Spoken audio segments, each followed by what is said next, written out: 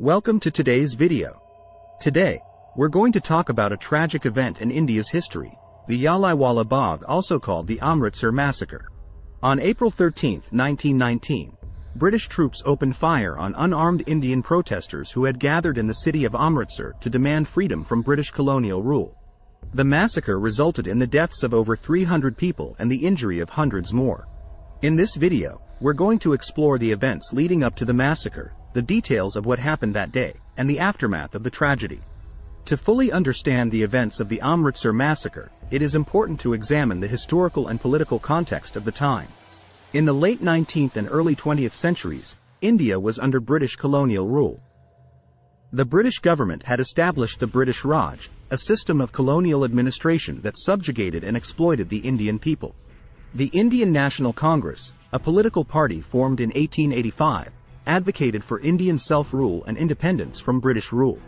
In 1919, tensions between the Indian people and the British authorities came to a boiling point.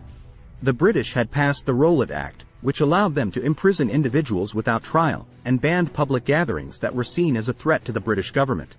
This act was met with widespread opposition from the Indian people, who saw it as a violation of their civil liberties.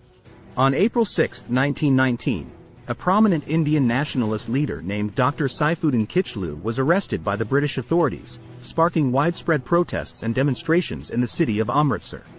The protests were led by two prominent Indian leaders, Dr. Satya Pal and Dr. Saifuddin Kichlu, who had been arrested by the British authorities without any evidence of wrongdoing.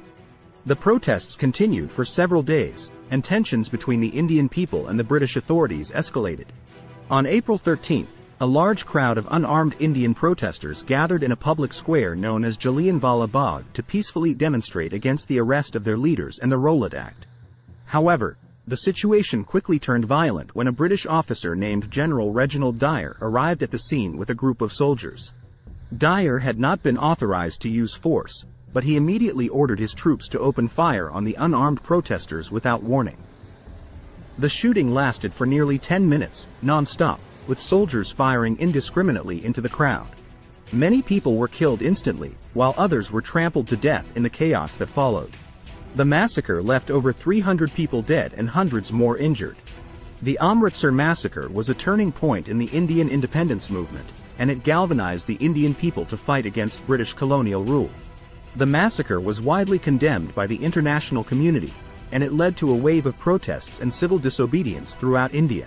On April 13, 1919, a large crowd of unarmed Indian men, women, and children gathered in the Jallianwala Bagh, a public garden in the city of Amritsar, Punjab.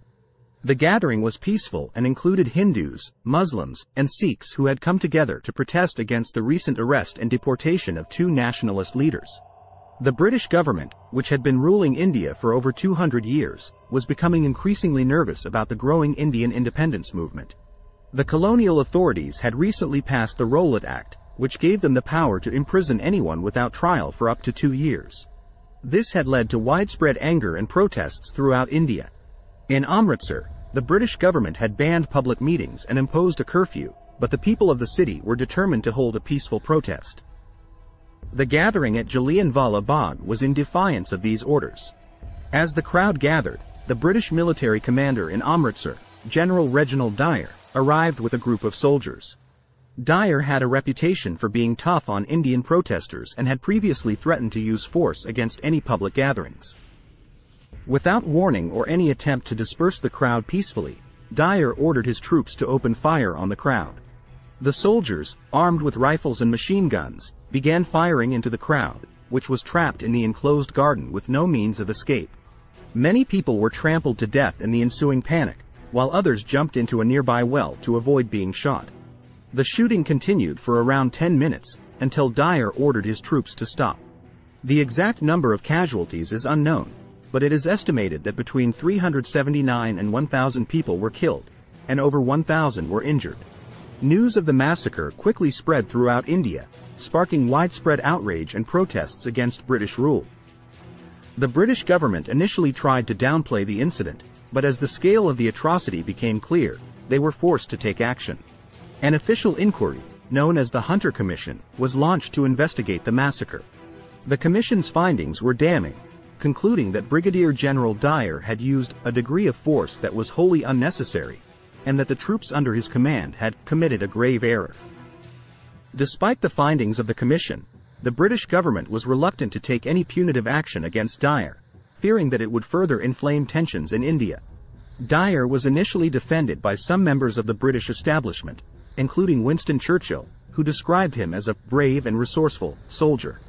However, as the scale of the public backlash grew, Dyer was eventually relieved of his command and forced to retire. The massacre had a profound impact on Indian politics and the Indian independence movement. It galvanized public opposition to British rule and helped to unite different factions of the independence movement under a common cause. The Indian National Congress, led by Mahatma Gandhi, organized a nationwide protest against the massacre, which included a campaign of non-violent civil disobedience. The legacy of the Amritsar massacre continues to be felt in India today. The site of the massacre, now known as Jallianwala Bagh, has been turned into a memorial and is visited by thousands of people every year. The massacre remains a symbol of British colonial brutality and serves as a reminder of the sacrifices made by those who fought for Indian independence. The Amritsar massacre was a tragic and senseless act of violence that left hundreds of innocent people dead and wounded. It was a defining moment in the struggle for Indian independence, galvanizing public opposition to British rule and inspiring a generation of Indian leaders. As we reflect on this tragedy, let us remember the victims and honor their memory. Let us also strive to learn from the mistakes of the past and work towards building a more just and peaceful world. If you found this video informative, please like, share, and subscribe to our channel for more content like this. Thank you for watching.